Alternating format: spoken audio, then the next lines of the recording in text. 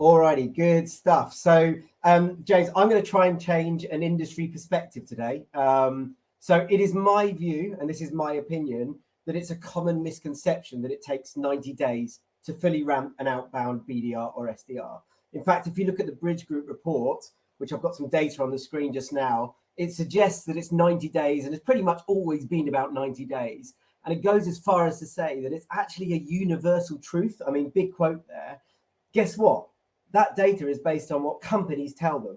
And guess who tells them that within the companies? The people who are responsible for ramp time being successful. So I'm going to try and convince you why this is nonsense, why I don't believe this is really the case. PwC did a research piece on this as well. Guess what? They found out it was exactly 90 days as well. LinkedIn surveyed thousands of organizations globally. Guess what they said? Yep, you guessed it, 90 days. Isn't it funny how it's exactly the same for everyone in every organization, apparently? I mean, if you ever question why this statement isn't a range, why it might be between 3 months and 6 months, I mean, the reps leave work on the last day of their third month feeling not quite 100% ramped. Maybe they're 80%. They go to sleep, they wake up, they get to their desk the next morning, they're having a sip on their morning coffee, and there's a moment of realization. They turn around to their colleague and they say, do you know what? I'm just feeling 100% ramped today. Things are not binary like that. It doesn't work like that. The reality is that, sure, it can take 3 months to fully ramp an SDR. In fact, you could argue that in the right environment, with the right tools, the right mature team around them, the right mature processes and messaging, it may well take much shorter, but it's highly unlikely to do so. And what's more likely is that 90 days or 3 months has just become the default answer. This is just what everybody says, so we have to say that to the research firms and to anybody else that talks about it. And that tells me one thing: the very few people are actually measuring it using data and facts, and very few people actually know how long it takes to fully ramp an outbound SDR or BDR within their team. So very quickly, I'm going to try and justify to you why I think the average time to ramp an outbound SDR is more like 6 to 9 months. There are 8 reasons. I talk fast, so try and keep up. Number 1, ramp time is completely dependent on the maturity of your outbound program and team. There are more startups modeling based on 90 days now, and there are more startups hiring SDRs than there were before. And they haven't nailed their messaging or their product market fit yet, or even their sales process. So with more SDRs in a startup organization without those things being in place, how on earth has that not impacted on ramp time over the last 10 years? Point number 2, most people base their forecasted average ramp time on their fastest ramp time, or based on just the successful ones. People don't seem to talk about failure. If a rep leaves after 4 or 5 months because they never fully ramp, it's like this data just goes missing somewhere and it doesn't get included. All we're talking about is the ones that are normal, that take the normal 90 days. Remember, and Wendy at Gong said it earlier, there are more sales reps missing target than hitting target. So in theory, those sales reps are never fully ramped. So how on earth can we average 90 days? Point 3, more and more SDRs are fresh grads. Another piece from the Bridge report here, and you can see that in 10 years ago, in 2010, very few people were looking and advertising for SDRs who had less than a year's experience. Now, because of the way that the market has moved, over half of the roles that we advertise are looking for people with less than a year's experience. People are starting in an SDR role with far less experience than they were 5 or 10 years ago, yet the ramp time hasn't moved. Think about that. Without that same level of commercial knowledge and experience, people cannot learn as quickly. They're going to take longer to learn. Number 4, we're teaching reps to use more channels, and we're teaching them, or trying to teach them, to use way more tech. They can't just get on and sell now. Don't you think it's funny that 10 years ago, 5 years ago, whenever it was, we were selling using the phone primarily. Now we've got video, social selling, voice memos, personal brand, all of these other things to distract us. Do we not think that it might have got a bit harder for reps to work all of that stuff out to 100% capacity? You'll see here that 60% of organizations have 5 or more tools in their sales tech. That's not sales tech stack. That's not including the CRM.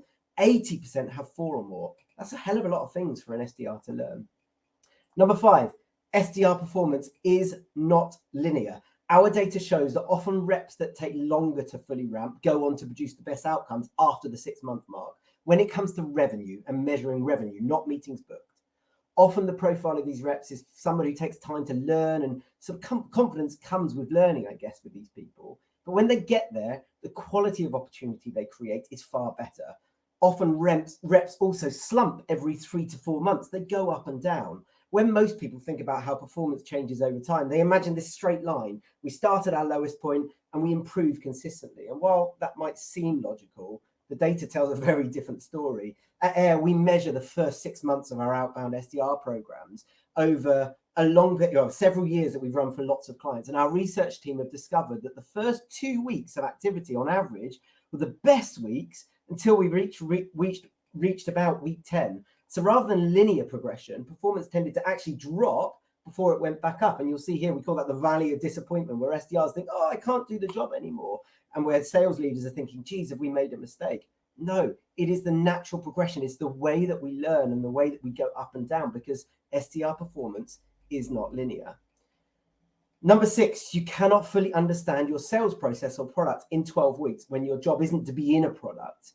The data suggests that reps are still learning even when they leave. On average, they're leaving between 15 and 18 months. So if they're still learning and improving at that stage, how on earth can we claim that they were ever fully ramped in 90 days?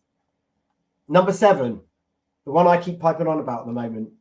Now, this is what it looks like to celebrate at home when you're working by yourself. And I jest about it, but the reality is we are making learning time longer when we don't expose people to time with their colleagues. What I'm not advocating is that people need to be in the office all the time, or even that they need to be in the office. What I am advocating is we are missing what we call learning by osmosis. You do not get to hear the founder or the CEO talking to their colleagues or clients naturally sitting at home in your bedroom. You don't get to hear the best performing experienced SDRs in your team and hear how they deal with objections, hear how they talk to prospects on the phone naturally as much if you're not spending time stood side by them. So this makes it really hard for people to learn and is extending the learning process. And we will see SDRs take longer to ramp as a result. And number 8, well, I guess the question is, what is fully ramped anyway? How does one actually measure it? For me, it's contributing revenue at a level where you have paid for yourself and provided the company with a reasonable ROI on your role and on the cost of your seat. Now, the average sales cycle in B2B SaaS is about 3 months. Often it's more like about 6 from outbound if you're working outbound in isolation.